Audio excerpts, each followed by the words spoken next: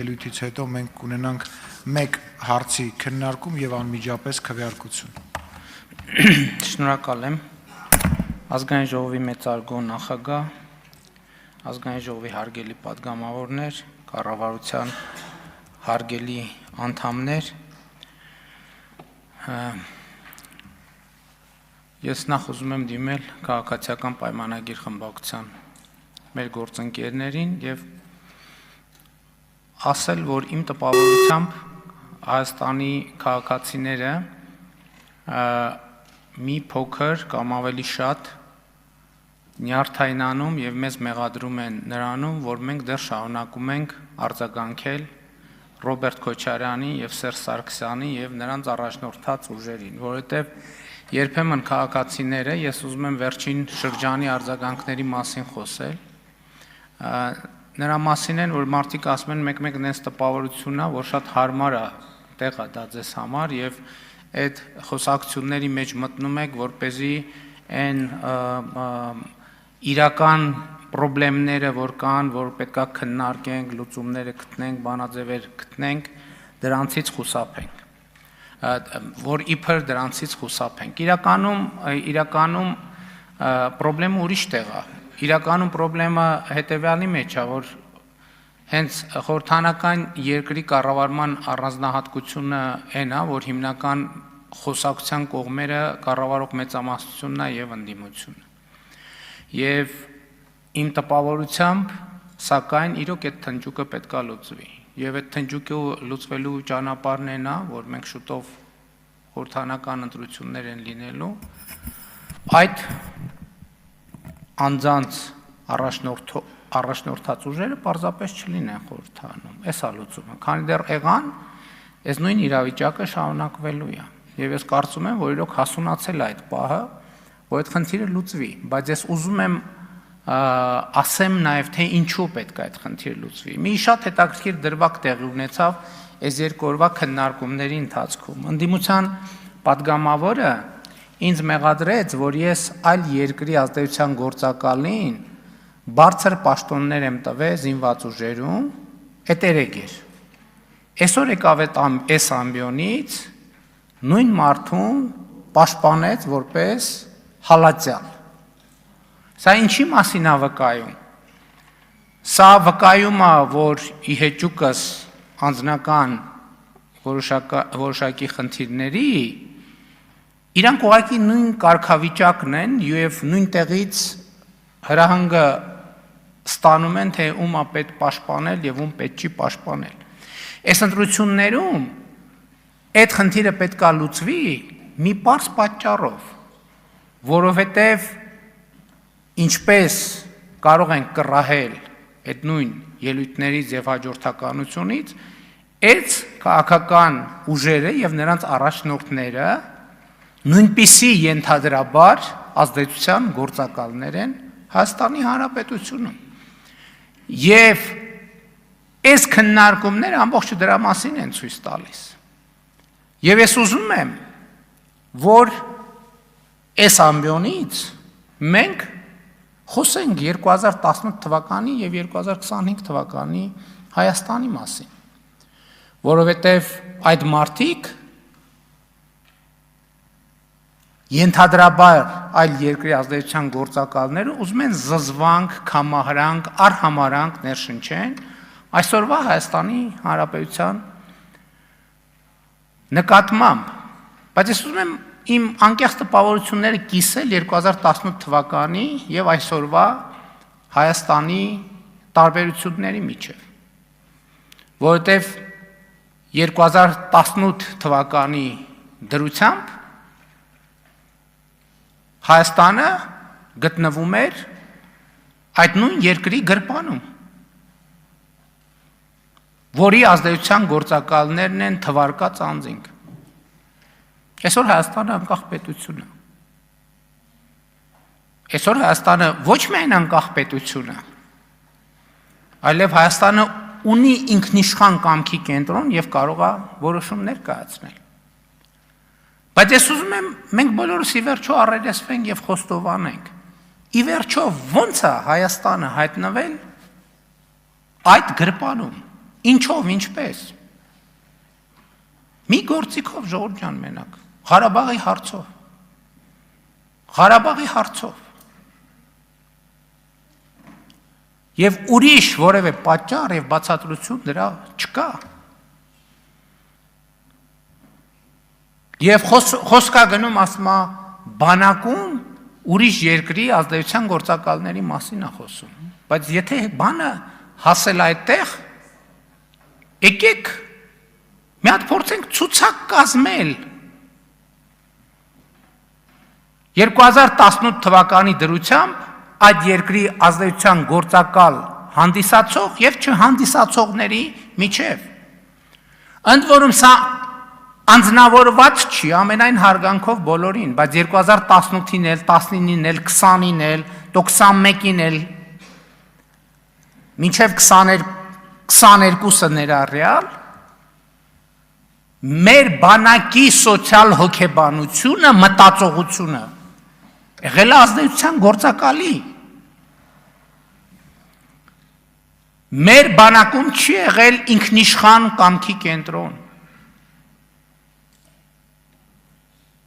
Ընդ որում, էլ եմ ասում, սա չի նշանակում, որ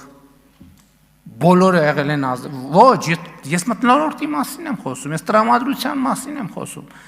ես ընկալման մասին եմ խոսում։ Եվ սա է ճշմարտությունը, եւ այս ճշմարտության հետ մենք պետք է առերեսվենք։ Ես գիտեք, բացարձակապես ընդհանրապես ընդունված է ասել, որ մարդիկ կաբինետներում փակվում են, իրականության զգացումը կորցնում են, բայց ես երբեմն կաբինետից դուրս տեղի ունեցող իրադարձություններին հետևելով հասկանում եմ, որ շատ մարդիկ, ովքեր կաբինետներում չեն, իրենք են իրականության զգացողությունը կորցրել, եւ նրանք չեն գնահատում, թե ինչ է տեղի ունեցել Հայաստանի հետ։ Հայաստանը դուրս է բերվել թակարդից։ Սա ես գիտեմ, որ բարդ է խոստովանել, բայց Հայաստանը դուրս է բերվել թակարդից։ Եվ ընդհակառակ այսօր այս մարդիկ ինչ են ասում են դե ինչ ուզել են տվել եք։ Ընդհակառակը վերջին տարիների իրադարձությունների միակ պատճառը այն է, որ ընդհակառակը ինչ ուզել են ոչ մի բան չենք տվել։ Ոչ մի բան չենք տվել։ Այսօր մարդիկ եկել են բան են անում, Ղարաբաղ են լացում։ Ոչ մեկ մեր չափ ոչինչ չի արել Ղարաբաղի համար։ Ոչ մեկ։ Սկսած ֆինանսականից, ինչ երևում է բյուջետային թվերով, սկսած մնացածից ինչը չի երևում ու չի երևալու երբեք։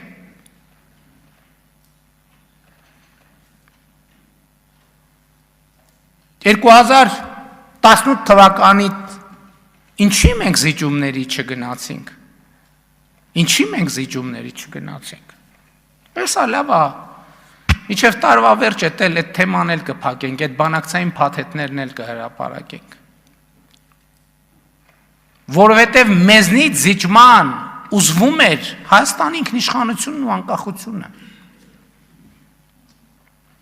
Դա այդպես չէր ձևակերպվում, ինչի ձեր կարծիքով են մնացածում ժամանակներում, երբ որ Հայաստանը անկախության հենց հաջորդ օրից, անկախության մասին հայտարարելու պահից կամաց տեղավորվել է այդ գրպանում, ինչի դա տենց է հայտարարվել։ Ոչ դա բոլորովին ուրիշ կերպ է հայտարարվել, ուրիշ վերնագրերով։ Խոսում են ազդեցության գործակալների մասին, լսեք, ձեր կուսակցությունը վերջին, ինչքան ասեմ, 70 տարում եղել է այդ երկրի ազդեցության գործակալը ամբողջ աշխարհում։ Լավ, մենք սրա մասին պետք է խոսանք։ Այսօր եկեղեցու լացն են լացում։ Այդ 60-ականներին, այդ Աբովյան փողոցի վրա գտնվող այդ շենքը ինչով էր զբաղվում։ Այդ ոնց էր, որ Խորհրդային Միությունը տենց աթեիստական պետությունը, որ մեր ազգային ինքնությանը իբր դեմ էր, այդ AUKS-ի շենք, այդ ոնց էր, որ հայրենակիցների հետ կապերի միություն կար, այդ ինչով էր զբաղվում այդ հայրենակիցների հետ կապերի միությունը, այդ ոնց էր, որ տենց հատուկ կառուցվածքային աջակցություն ուներ Հայաստանյաց առաքելական եկեղեցու նկատմամբ, այդ հիմա, այսինքն պետք է թղթերը բացվեին, որ մենք սա հասկանայինք։ Այդ կուսակցությունը միջև մել այդ երկրի ազդեցության գործակալական ցանցն է։ Եվ այո, մենք պետք է որոշում կայացնենք, ընդ որում էական չի, որ երկրի։ Մենք պետք է որոշում կայացնենք, մենք հանդուրժում ենք մեր երկրի խորհրդանում ուրիշ երկրների ազդեցության գործակալների ցանց։ Մենք պետք է որոշում կայացրենք, մենք հանդուրժում ենք մեր սրբության սրբոցում ուրիշ երկրների ազդեցության գործակալների ցանց։ Իմ պատասխանն է, որ ոչ։ Որովհետև հակառակ դեպքում ինչի է ասենց հիստերիա, որովհետև վերջին շանսն է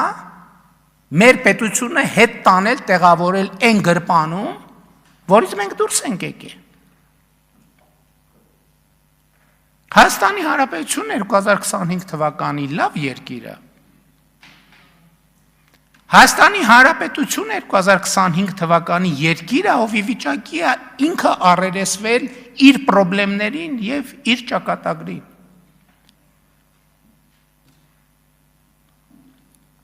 Հիմա էլի անընդհատ քննարկվում է ծրագիրը,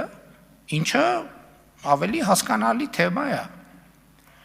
Ես ձեզ մի բան ասեմ, անընդհատ խոսում է կառավարությունը ծրագրի այս կետը, այն կետը, ես ասել եմ, բայց էլի ուզում եմ ընդգծեմ, աշխարհում ուրեմն չի եղել, չկա եւ չի լինելու որևէ կառավարություն, ընդհանրապես բնության մեջ, որ իր ծրագրի 100%-ը իրականացրած լինի, տենց բան պարզապես գոյություն չունի։ Դա նոնսենս է։ Հետևաբար հարց է, բայց ծրագիրը ինչ է կազմում, ծրագրում արձանագրվում է այն խնդիրները, խնդիրների այն շրջանակը, որը պետք է կառավարությունը լուծի։ Հիմա մենք ինչ կարող ենք ասել մեր ծրագրի մասին։ Կառավարության ծրագիրը ընդունվել է 2021 թվականի օգոստոսի 26-ին ազգային ժողովում 70 կողմ ձայնով։ Եվ կառավարության ծրագրի այդ ընդունված 5-րդ կետում գրած է.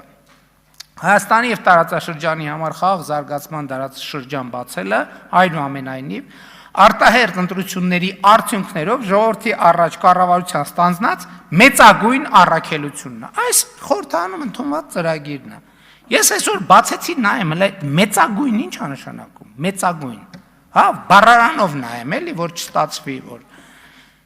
մեծի գերադրական աստիճան, այսինքն ամենամեծը, ուրիշ բացատրություններ էլ կան, բարձրագույն, գերագույն, վեհագույն, վսեմագույն։ Այսինքն կառավարության ծրագրում կա մի բարձրագույն, վսեմագույն առաքելություն, եւ դա խաղաղ զարգացման դարաշրջան բացելն է տարածաշրջանի եւ Հայաստանի Հանրապետության համար։